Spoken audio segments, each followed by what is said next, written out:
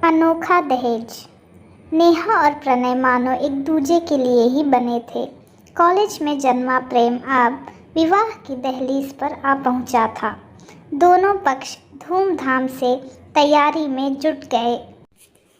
नेहा खुश तो थी, लेकिन एक दुख इस खुशी पर भारी था। उसके जाने के बाद पिता अकेले रह जाएंगे।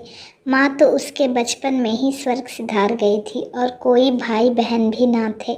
नेहा इकलौती संतान थी। अपने पिता से छिप छिप कर नेहा रो लेती थी ताकि उन्हें उसका दुख ना दिखाई दे। आखिर शादी का दिन आ पहुंचा। बारात आ गई। स्वागत आदि रस्मों के बाद लगन की घड़ी आ गई। नेहा पूर्ण श्रृंगार में मुस्कुराती हुई प्रणय के सामने आई। प्रणय ने एक भरपूर नज़र उसे देखा और उसका हाथ थामकर बजाय विवाह वेदी पर बैठने के उसके पिता के समक्ष जा पहुंचा। सब लोग चकित, पंडित जी हैरान और प्रणय ने नेहा के पिता को प्रणाम कर कहा, मुझे दहेज चाहिए। चूंकि इस विषय पर अपनी बात ही नहीं हुई, इसीलिए लगन से पहले ही सब कुछ तय हो जाना चाहिए। नेहा शर्म से ज़मीन में गड़ गई। इस लोभी के साथ विवाह के लिए उसने सारी मर्यादा ताक पर रखकर पिता से वचन दिया था और उन्होंने भी पुत्री स्नेह के वशीभूत हो इसके विषय में कोई खोजबीन न करते हुए हाँ कर दी थी।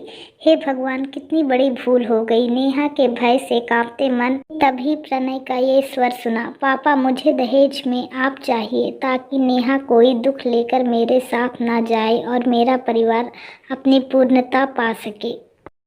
खुशी और गर्व से नेहा के आंसू निकल आए। प्रणय ने उसे एक नज़र देखकर ही उसकी मुस्कान में छिपे दर्द को पहचान लिया था। जीवन साथी इसी को कहते हैं। उसके पापा ने आपत्ति लेना चाहा तो प्रणय ने ये कहते हुए रोक दिया, प्लीज़ पापा, मैं अधूरी ज़िंदगी नहीं जीना चाहता, आप हमारे साथ चलिए। नेहा ने प्रणय के माता पिता की आंखों में भी सहमति भरा सुकून देखा। उसके पिता के स्वीकृति देने के साथ ही लगन आरंभ हुए। उसी दिन एक परिवार के साथ प्रेम ने भी मानो पूर्णता पा ली थी।